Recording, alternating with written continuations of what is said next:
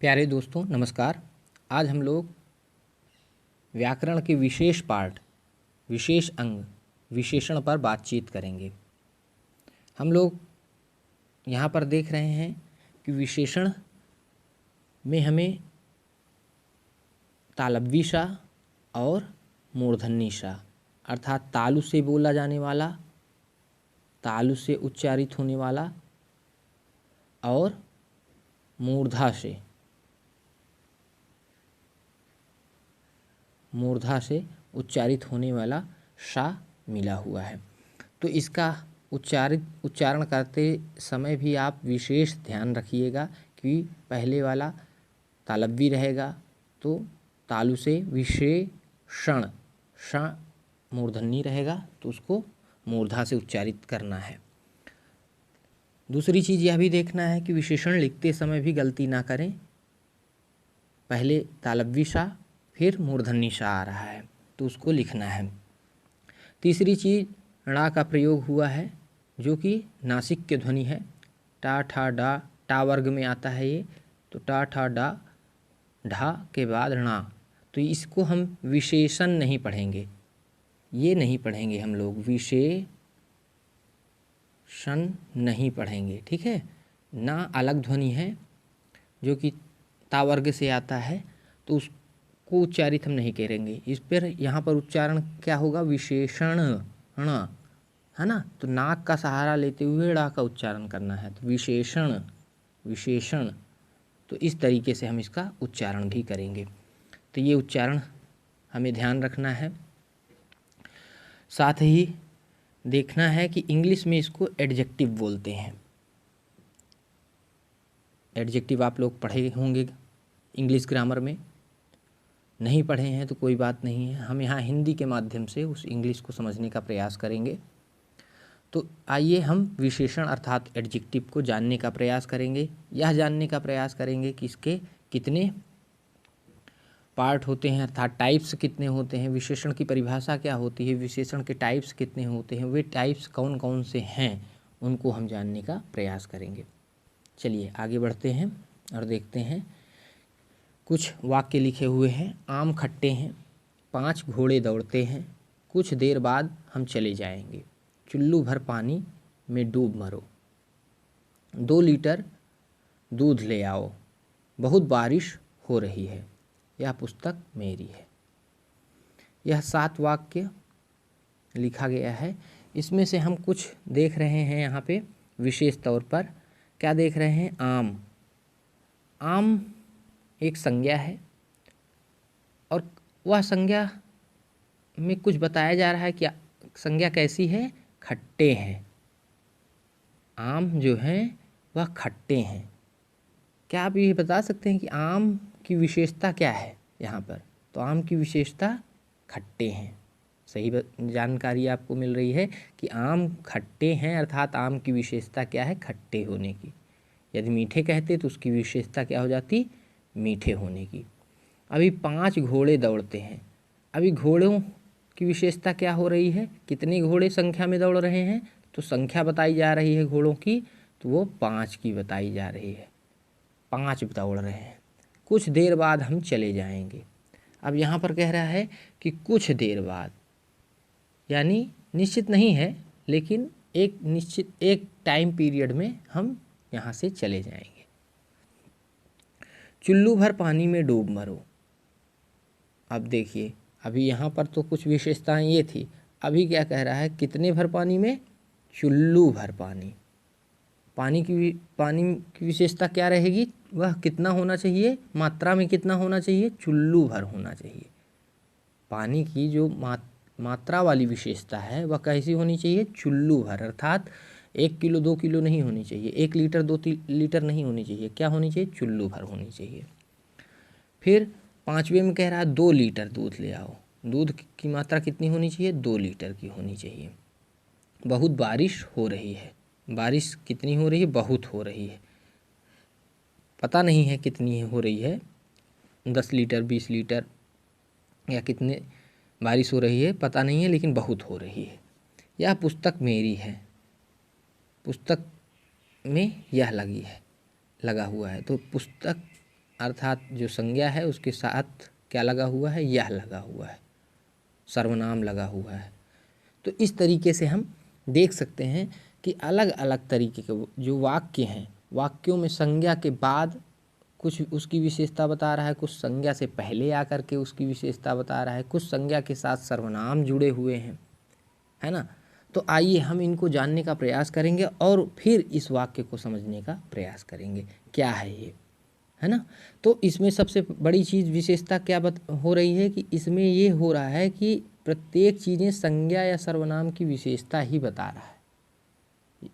जहाँ भी देख रहे हैं आप, संज्ञा की विशेषता बता रहा है, घोड़ा संज्ञा है, इसकी विशेषता बता रहा है, हम सर्वनाम है, फिर पानी संज्ञा है, दूध संज्ञा है, बारिश संज्ञा है, पुस्तक संज्ञा है। तो अर्थात सारी संज्ञाओं की ये विशेषता बता रहा है।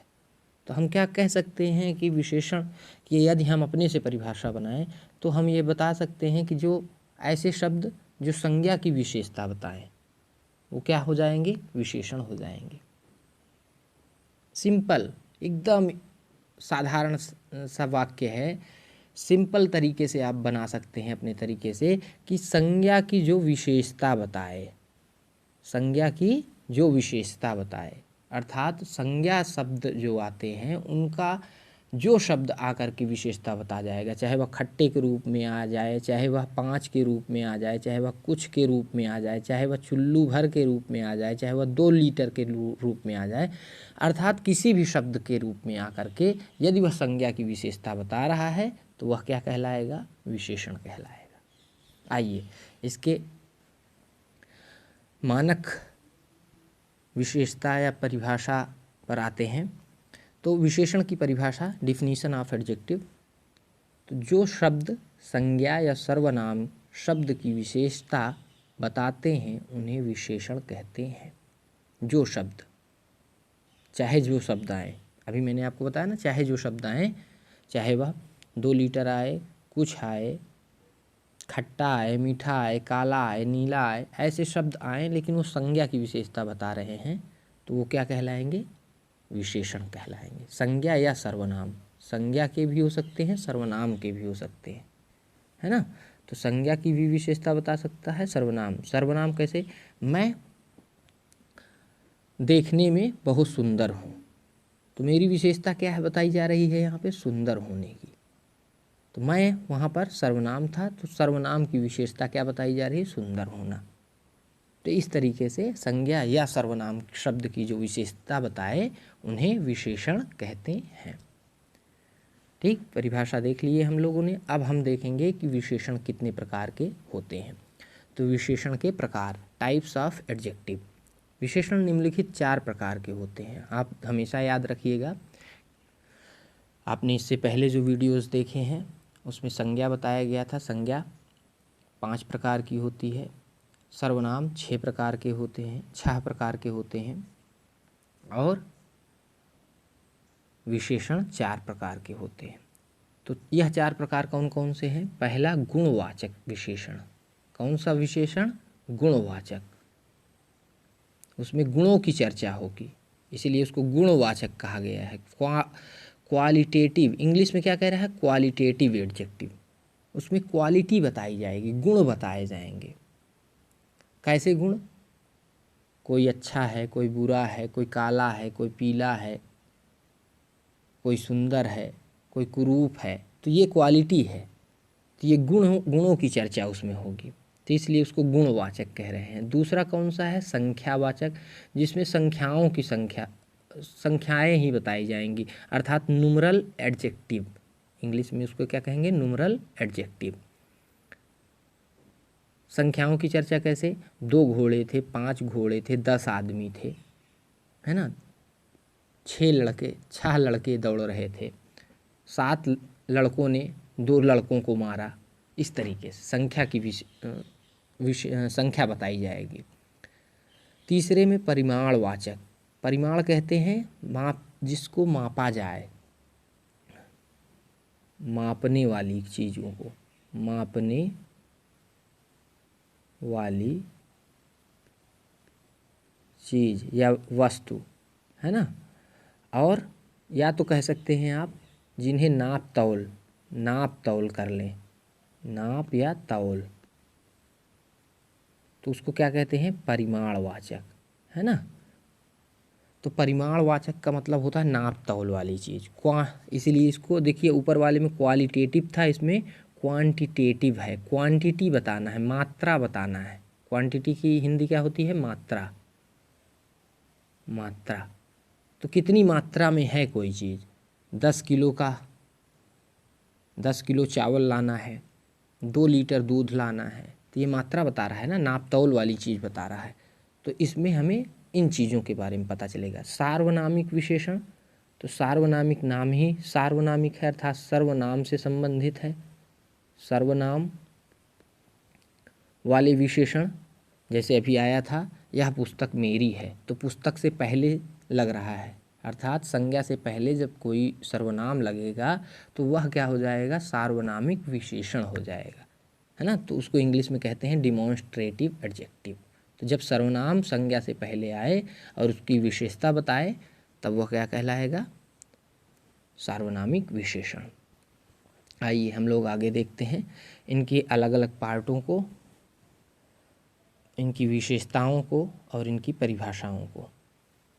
गुणवाचक विशेषण, सबसे पहला क्वालिटेटिव एडजेक्टिव, वे विशेषण शब्द जो संज्ञा या सर्वनाम शब्द के गुण दोष रूप रंग आकार स्वाद दशा अवस्था स्थान आदि की विशेषता प्रकट करते हैं, गुणवाचक विशेषण कहलाते हैं। सीधे अर्थों में आप कह सकते हैं कि जो ऐसे शब्द जो संज्ञा या सर्वनाम के गुणों को बताएं, वो क्या कहलाते हैं? गुणवाचक विशेषण कहलाते हैं। क्वालिटी को बताएं, तो गुण कैसे? वह एक अच्छा आदमी है, वह एक अच्छा आदमी है पर अहंकारी है। उसकी 2 विशेषता बताई जा रही है। अच्छा आदमी है, आदमी कैसा है? अच्छा है, पर अहंकारी भी है। तो 2 विशेषताएं हैं उसकी। इस आदमी की, इस संज्ञा शब्द की, आदमी संज्ञा है तो आदमी संज्ञा है, अर्थात इस संज्ञा शब्द की क्या विशेषता है? 2 विशेषता है। पहली अच्छा आदमी है, दूसरी अहंकारी भी है। ठीक है। फिर रंग के रूप में, काली टोपी वाले ने लाल रुमाल खरीदा, तो काली टोपी वाले ने, यहाँ टोपी वाला क्या हो गया? संज्ञा शब्द हो गया, संज्ञा। और संज्ञा की विशेषता क्या बताई जा रही है? कि वह काली टोपी लगाया हुआ है। और उसने क्या किया? रुमाल यानी संज्ञा, और लाल अर्थात विशेषण है। रुमाल की विशेषता क्या है? लाल है। टोपी वाले की विशेषता काली है कि वो काली टोपी लगाया है, उससे उसकी पहचान हो रही है। और रुमाल की विशेषता लाल है, अर्थात वह रुमाल लाल रंग का है, पीले रंग का नहीं है, लाल रंग का है, तो इसलिए उसकी विशेषता लाल है। तो यहाँ विशेषण 2 हो गए, काली और लाल। आकार में, आकार कैसा? उसका चेहरा, उसका यहाँ पर सर्वनाम है, सर्वनाम। उसका चेहरा गोल है ना। उसका चेहरा, चेहरा आपका संज्ञा हो जाएगा। तो उसका चेहरा गोल है पर तुम्हारा लंबा, तुम्हारा भी सर्वनाम है और लंबा उसकी विशेषता, अर्थात उस व्यक्ति की, जिस व्यक्ति को बताया जा रहा है उसके चेहरे की विशेषता कैसी है? गोल है। और तुम्हारे अर्थात आपके चेहरे की विशेषता कैसी है? लंबी। तो यहाँ 2 विशेषताएं हैं, एक विशेषता उसकी है जो कि गोल है, और एक विशेषता तुम्हारी है अर्थात लंबे की है। बहुत ईजी है इसको जानना कि जब भी कोई संज्ञा या सर्वनाम की विशेषता बताए तो वो क्या कहलाएगा? विशेषण कहलाएगा। अवस्था, अवस्था कैसे? किस स्टेज में है वो? अवस्था अर्थात स्टेज, कौन सी स्टेज में है वह?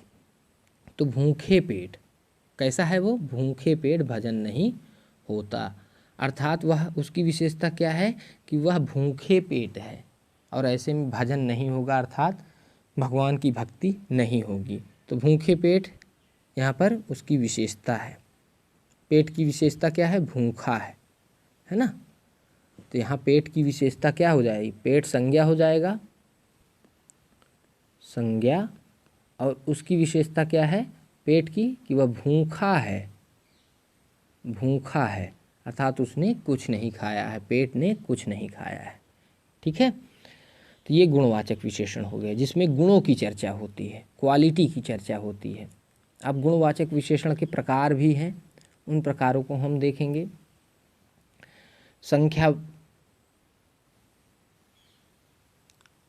गुणवाचक विशेषण के प्रकार नहीं है, सॉरी माफ़ कीजिएगा। आइए संख्यावाचक विशेषण पर ध्यान देते हैं। संख्यावाचक विशेषण न्यूमरल एडजेक्टिव, इनको इंग्लिश में न्यूमरल एडजेक्टिव कहते हैं। अर्थात यहाँ पर जो भी विशेषण आएगा वह संख्या के रूप में आएगा। किसके रूप में आएगा? नंबर के रूप में। न्यूमरल अर्थात नंबर, नंबर्स है ना, न्यूमरल अर्थात नंबर्स। तो इस नंबर की बात हम लोग इस संख्या के रूप में देखेंगे। अर्थात संख्यावाचक विशेषण ऐसे विशेषण जो नंबर्स के रूप में आते हैं इसमें। तो कैसे? वे विशेषण शब्द जो संज्ञा अथवा सर्वनाम की संख्या का बोध कराते हैं, संख्यावाचक विशेषण कहलाते हैं। संज्ञा अथवा सर्वनाम की संख्या का बोध कराते हैं, अर्थात नंबर का बोध कराएं, तो वह क्या कहलाएंगे? संख्यावाचक। 5 घोड़े दौड़ते हैं, 7 विद्यार्थी पढ़ते हैं, कुछ लोग सो रहे हैं। अब यहाँ पर आप देख सकते हैं कि घोड़े की विशेषता 5 की है, विद्यार्थी की विशेषता 7 की है कि 7 विद्यार्थी ही पढ़ रहे हैं। कुछ लोगों की विशेषता है कि कुछ, अर्थात नहीं पता है कि कितने लोग सो रहे हैं। तो यहाँ पर आप देख सकते हैं कि इनको 2 तरीके से बांट सकते हैं, एक निश्चित संख्या के रूप में, एक अनिश्चित संख्या के रूप में। अर्थात संख्यावाचक 2 तरीके से बढ़ सकता है, एक निश्चित के तरीके और एक अनिश्चित के तरीके, और दोनों में संख्याएं ही रहेंगी। ठीक है, तो संख्यावाचक विशेषण वह है जिसमें ऐसे शब्द जो संख्याओं को बताएं, संख्याओं को डिनोट करें और संज्ञा अथवा सर्वनाम की विशेषता का बोध कराएं, तो वह क्या हो जाएंगे? संख्यावाचक विशेषण। आइए देखते हैं संख्यावाचक विशेषण के भेद। तो टाइप्स ऑफ न्यूमरल एडजेक्टिव। संख्यावाचक विशेषण के 2 भेद होते हैं, निश्चित संख्यावाचक विशेषण और अनिश्चित संख्यावाचक विशेषण। निश्चित संख्यावाचक विशेषण में एक पहला जो मैंने कहा अभी कि एक निश्चित में बांट सकते हैं, एक अनिश्चित में बांट सकते हैं। अर्थात एक सर्टेन है, एक अनसर्टेन है। जैसे इसमें अभी आपने देखा था कि यहाँ पर 5 घोड़े थे, ये सर्टेन है, निश्चित है, और कुछ अनिश्चित है, निश्चित नहीं है, तो ये अनसर्टेन है।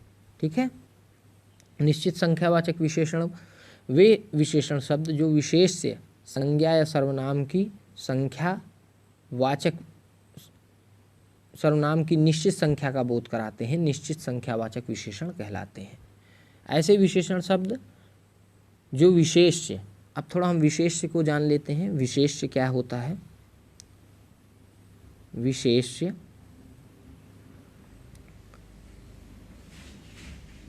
विशेष्य कहते हैं जब विशेषण संज्ञा या सर्वनाम के पहले लगे, बाद में लगेगा तो विशेष्य नहीं कहलाएगा। पहले लगे तो उस संज्ञा या सर्वनाम को क्या कहेंगे? विशेष्य कहेंगे। तब वह संज्ञा या सर्वनाम नहीं बोला जाएगा, क्या बोला जाएगा? विशेष्य बोला जाएगा। क्यों विशेष्य बोला जा रहा है? क्योंकि विशेषण उस संज्ञा या सर्वनाम से पहले लग रहा है। अब देख लेते हैं यहाँ पे कैसे। जैसे मेरी कक्षा में 40 छात्र हैं। अब छात्र एक संज्ञा है, लेकिन क्या हो रहा है यहाँ पे? 40 इसकी विशेषता बताने के लिए विशेषण पहले लग रहा है, इस संज्ञा से पहले यह विशेषण लग रहा है। तो इसलिए यह छात्र जो है संज्ञा ना बोला जा करके क्या बोला जाएगा? विशेष्य। क्या बोला जाएगा? विशेष्य बोला जाएगा। तो हमेशा याद रखिए, जानते रहिए, याद नहीं करना है कुछ चीज़, सब चीज़ें समझनी है। और समझना ये है कि जब भी किसी संज्ञा या सर्वनाम के पहले विशेषण लगता है तब वह संज्ञा या सर्वनाम विशेष्य हो जाता है। विशेषण ना होकर के क्या हो जाता है, विशेष्य हो जाता है। इसीलिए यहाँ पर लिखा जा रहा है कि विशेषण शब्द जो विशेष्य संज्ञा या सर्वनाम की निश्चित संख्या का बोध कराते हैं, निश्चित संख्यावाचक विशेषण कहलाते हैं। मेरी कक्षा में 40 छात्र हैं, 40 निश्चित संख्या है। कमरे में एक पंखा घूम रहा है, यह भी निश्चित है। 2 चिड़िया बैठी हैं, यह भी निश्चित है। और 100 लोग उपस्थित हैं, यह भी निश्चित है। ठीक है, तो इसमें बहुत ज़्यादा बताने और समझाने की ज़रूरत नहीं है, आप समझ जाते हैं। अनिश्चित संख्यावाचक विशेषण वे विशेषण शब्द जो विशेष संज्ञा या सर्वनाम की निश्चित संख्या का बोध ना कराते हों, वे अनिश्चित संख्यावाचक विशेषण कहलाते हैं। बम के भय से कुछ लोग बेहोश हो गए। ऑनलाइन क्लास में कुछ विद्यार्थी पढ़ाई करते हैं। कुछ फल खाकर ही मेरी भूख मिट गई। बहुत कम लड़के स्कूल गए। अब यहाँ पर आप देख रहे हैं अनिश्चित संख्याएं आ रही। बम के भय से कुछ लोग, है ना, लोग कितने हैं, कुछ हैं। ऑनलाइन क्लास में कुछ, यहाँ भी आ रही है, कुछ फल खा करके। और बहुत कम लड़के, लड़के कितने हैं, बहुत कम हैं, अर्थात उनकी संख्या बहुत कम है। तो इस तरीके से अनिश्चित संख्यावाचक विशेषण। आइए आगे बढ़ते हैं। परिमाणवाचक विशेषण। अब क्वांटिटेटिव एडजेक्टिव की बात हो रही है। पहले हमने देखा क्वालिटेटिव एडजेक्टिव, दूसरे में न्यूमरल एडजेक्टिव, तीसरे में हम देख रहे हैं क्वांटिटेटिव एडजेक्टिव। परिमाणवाचक विशेषण जिसे इंग्लिश में कहते हैं। तो परिमाण का अर्थ ही होता है मात्रा। परिमाण अर्थात मात्रा। मात्रा जिसको हम नाप सकें, तौल सकें, है ना, नापना या तौलना, तौलना, नापना या तौलना जिसको कहते हैं, मात्रा को ही, है ना। तो इसमें हम नाप तौल वाली ही चीज़ देखेंगे, मात्रा वाली ही चीज़ देखेंगे, क्वांटिटेटिव देखेंगे, है ना। तो जिन विशेषण शब्दों से किसी वस्तु के माप तौल संबंधी विशेषता का बोध होता है वे परिमाणवाचक विशेषण कहलाते हैं। मैंने बताया ना कि इसमें माप तौल की चीज़ें देखनी है, नाप तौल की चीज़ें देखनी है, या मात्रा की चीज़ें कितने मात्रा में हैं। तो इसीलिए इसमें कह रहा है इसकी परिभाषा कि जिन विशेषण शब्दों से, ऐसे शब्द जो माप तौल संबंधी विशेषता को बताएंगे वो क्या हो जाएंगे, परिमाणवाचक विशेषण हो जाएंगे। चुल्लू भर पानी में डूब मरो, पानी की विशेषता कितनी है, चुल्लू भर है, अर्थात उसको नापा, चुल्लू भर है, नापा तो नहीं जा सकता है, लेकिन एक माप है उसकी, क्या माप है कि वह चुल्लू भर है। मुझे थोड़ा दूध चाहिए, है ना। अब देखिए ऊपर वाले में चुल्लू भर अर्थात एक निश्चित मात्रा है कि कितनी मात्रा है, चुल्लू भर की मात्रा है। दूसरे वाले में थोड़ा अनिश्चित है, अनिश्चित है। पहले वाले में निश्चित है, इसमें अनिश्चित है, अनिश्चित मात्रा है। तो इस तरीके से परिमाणवाचक को भी हम 2 भागों में बांट सकते हैं, निश्चित परिमाणवाचक और अनिश्चित परिमाणवाचक। अर्थात ऐसे शब्द जो माप की संख्या को बता देंगे, ऐसे शब्द जो माप की संख्या को नहीं बता पाएंगे। तो ये 2 तरीके के शब्द परिमाणवाचक के 2 कैटेगरीज हो जाएंगी। कौन कौन सी, आइए देख लेते हैं। परिमाणवाचक विशेषण के भेद। परिमाणवाचक विशेषण के 2 भेद होते हैं, निश्चित परिमाणवाचक विशेषण और अनिश्चित परिमाणवाचक विशेषण। Certain quantitative adjective, uncertain quantitative adjective. निश्चित परिमाणवाचक विशेषण, जाओ बाजार से 1 किलो दाल ले आओ, दाल की जगह दाल, दाल होगा यहाँ पे। तो जाओ बाजार से 1 किलो दाल ले आओ, तुम्हारा वजन 70 किलो है और 5 किलो का मुर्गा मैं खा गया। 3 वाक्य हैं। पहले में कह रहा है कि जाओ बाजार से 1 किलो दाल ले आओ, कितना लेना है, 1, मात्रा क्या है, 1 किलो की, 1 kg की, 1 kg की मात्रा है। दूसरे में 70 किलो का है तुम्हारा वजन, अर्थात 70 kg का वजन है, इसको भी हम नाप सकते हैं। ठीक है। तीसरे में कह रहा है कि मुर्गा मैं कितना खा गया, 5 किलो, 5 kg का मुर्गा मैं खा गया, अर्थात उस मुर्गे का वेट कितना था 5 kg का था। तो इसको भी हम माप सकते हैं और वो भी निश्चित मात्रा में माप सकते हैं, तो इसलिए ये निश्चित परिमाणवाचक विशेषण हो गया। अनिश्चित परिमाणवाचक विशेषण अनसर्टेन क्वांटिटेटिव एडजेक्टिव, इसमें अनिश्चित होगा, निश्चित नहीं होगा। तो चाय में दूध थोड़ा और चाय पत्ती ज़्यादा डालनी चाहिए, चाय में दूध थोड़ा और चाय पत्ती ज़्यादा डालनी चाहिए। तो इस तरीके से हम देख सकते हैं कि थोड़ा और ज़्यादा दोनों को ही मापा नहीं जा सकता, अर्थात सर्टेन नहीं है। माप की इकाई तो है ही थोड़ा और ज़्यादा, परंतु सर्टेन नहीं है, अर्थात निश्चित नहीं है कितनी मात्रा में डालना चाहिए। सब धन खत्म हो जाएगा तो क्या करोगे, सब धन कितना है पता नहीं, लेकिन सब धन खत्म हो जाएगा तो क्या करोगे। केक खाने का पूरा मज़ा मैंने लिया, पूरा मज़ा। अब मज़ा कितना था नहीं पता, 2 किलो 4 किलो 10 किलो मज़ा था नहीं पता, लेकिन मज़ा मैंने लिया। तो इस तरीके से पूरा मज़ा, जो ऐसी चीज़ें जिनको हम माप नहीं, एक सर्टेन मात्रा में माप अनिश्चित होती हैं, संख्याएं अनिश्चित होती हैं, उनको हम अनिश्चित परिमाणवाचक विशेषण कहते हैं। जैसे कह सकते हैं कि कुछ बाज़ार से कुछ ले आओ मुझे भूख लगी है, तो बाज़ार से कुछ ले आओ, तो यहाँ पर कुछ क्या हो जाएगा, अनिश्चित परिमाणवाचक विशेषण ले आओ है। आइए तीसरी अंतिम चौथे पे आते हैं हम लोग, चौथे पे ये चौथा है सार्वनामिक विशेषण। सार्वनामिक विशेषण डिमॉन्स्ट्रेटिव एडजेक्टिव, पुरुषवाचक मैं तू अथवा तुम और निजवाचक आप सर्वनाम के सिवा अन्य सर्वनाम किसी संज्ञा के पहले आते हैं तो वे सार्वनामिक विशेषण कहलाते हैं। क्या कह रहा है कि पुरुषवाचक अर्थात पर्सनल प्रोनाउन,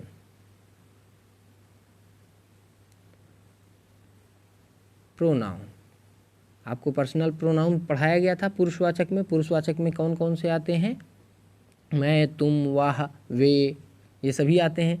तो उसमें से जो मैं तू या तुम है, अर्थात फर्स्ट पर्सन उत्तम पुरुष और सेकंड पर्सन मध्यम पुरुष, आई और यू, इनको छोड़ करके, और निजवाचक में आप अर्थात सेल्फ को छोड़ करके, इन 3 चीज़ों को छोड़ करके, मैं तुम और आप अर्थात सेल्फ को छोड़ करके, यदि ऐसे सर्वनाम शब्द जो संज्ञा के पहले आए तो क्या कहलाएंगे, सार्वनामिक विशेषण कहलाएंगे। यहाँ पर लड़का संज्ञा है और वह सर्वनाम है। अब आप देख सकते हैं कि संज्ञा से पहले क्या आ रहा है, सर्वनाम आ रहा है, इसलिए यह क्या कहलाएगा, वह क्या हो जाएगा, सार्वनामिक विशेषण हो जाएगा। यह घर सुंदर है, घर आप जानते ही हैं कि संज्ञा होती है। अब बता सकते हैं कि कौन सी संज्ञा होती है, जातिवाचक संज्ञा होती है। तो यहाँ पर यह क्या हो जाएगा, सर्वनाम है परंतु संज्ञा से पहले आ रहा है, इसलिए उसकी विशेषता बता रहा है कि यही घर है, तो वह सार्वनामिक विशेषण हो जाएगा।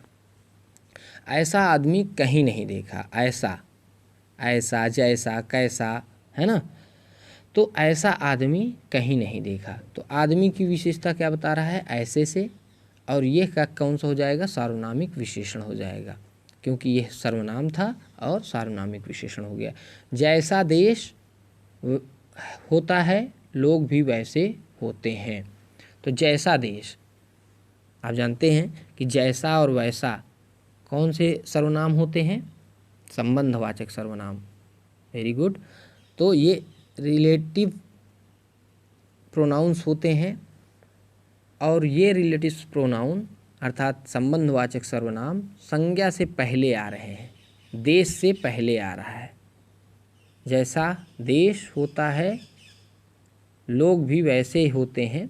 इसको वाक्य में थोड़ा सा परिवर्तन करेंगे, वैसे ही लोग होते हैं, है ना, वैसे ही लोग होते हैं। इसको यहाँ से हटा के यहाँ पे लाना है। तो जैसा देश होता है वैसे ही लोग होते हैं। तो जैसा और वैसा दोनों सर्वनाम किन से पहले आ रहे हैं? संज्ञा से पहले आ रहे हैं, लोग से पहले और देश से पहले। इसको परिवर्तित करके यहाँ लाना होगा, है ना। ये थोड़ा सा गलत लिखा हुआ है। तो यहाँ पर दोनों संज्ञाओं से पहले ये सर्वनाम आ रहे हैं, अर्थात संबंधवाचक सर्वनाम, इसलिए ये क्या हो जाएंगे? सार्वनामिक विशेषण। तो आपको हमेशा पता होना चाहिए कि सार्वनामिक विशेषण वो है विशेषण है जो संज्ञा से पहले जब किसी सर्वनाम शब्द का प्रयोग किया जाता है तो वह सार्वनामिक विशेषण होता है। इस तरीके से हमने चारों सर्वनाम को देखा, विशेषण को देखा। आइए हम लोग इस पर फिर से एक बार सरसरी निगाह से देख लेते हैं और इसका रिवीजन कर लेते हैं। विशेषण, एडजेक्टिव जिसे इंग्लिश में कहते हैं, इसमें हमने विशेषण की परिभाषा देखी कि जब संज्ञा या सर्वनाम की जो शब्द विशेषता बताए उसे हम विशेषण कहेंगे। विशेषण के 4 प्रकार होते हैं: गुणवाचक विशेषण, संख्यावाचक, परिमाणवाचक और सार्वनामिक। जिनमें से गुणवाचक ऐसे विशेषण होते हैं जो संज्ञा या सर्वनाम के गुणों की चर्चा करें, गुणों की विशेषता बताएं, है ना। तो वो क्या हो जाते हैं? गुणवाचक विशेषण होते हैं, अर्थात गुण को बताएं, संज्ञा सर्वनाम के गुण को। संख्यावाचक विशेषण में संज्ञा सर्वनाम के संख्याओं को बताता है कि कितनी संख्या में संज्ञा या सर्वनाम हैं। ये 2 प्रकार के होते हैं, निश्चित और अनिश्चित। इसी तरीके से परिमाणवाचक विशेषण तीसरा आता है। परिमाण का अर्थ होता है मात्रा या माप तौल। तो माप तौल में हम देखेंगे कि ऐसे संज्ञा सर्वनाम जिनको मात्रा के रूप में दिखाया जाए, अर्थात उनकी विशेषता किसके रूप में? मात्रा के रूप में। तो ऐसे विशेषण, ऐसे शब्द जो संज्ञा या सर्वनाम की मात्रात्मक आकलन करें, मात्रा के रूप में दिखाएं, नापतौल के रूप में विशेषता को बताएं, तो वो क्या हो जाएंगे? परिमाणात्मक या परिमाणवाचक विशेषण। तीसरा, इसमें भी निश्चित और अनिश्चित 2 प्रकार के परिमाणवाचक विशेषण होते हैं। और चौथा हम देखते हैं कि वो सार्वनामिक विशेषण होता है। तो ऐसे शब्द जो संज्ञा या सर्वनाम ऐसे शब्द जो संज्ञा से पहले आए और वह सर्वनाम हो तो वह क्या हो जाएगा? सार्वनामिक विशेषण। अर्थात सर्वनाम यदि संज्ञा से पहले आता है और संज्ञा की विशेषता को बताता है तो वह क्या कहलाएगा? सार्वनामिक विशेषण। तो आशा है आप लोगों को यह समझ में आया होगा। विशेषण थोड़ा बहुत अपने से प्रयास फिर से समझने का करिएगा, नहीं तो कमेंट्स में आप लिख सकते हैं जो भी नहीं समझ में आया होगा और उसे आपको बताया जाएगा। तब तक के लिए धन्यवाद।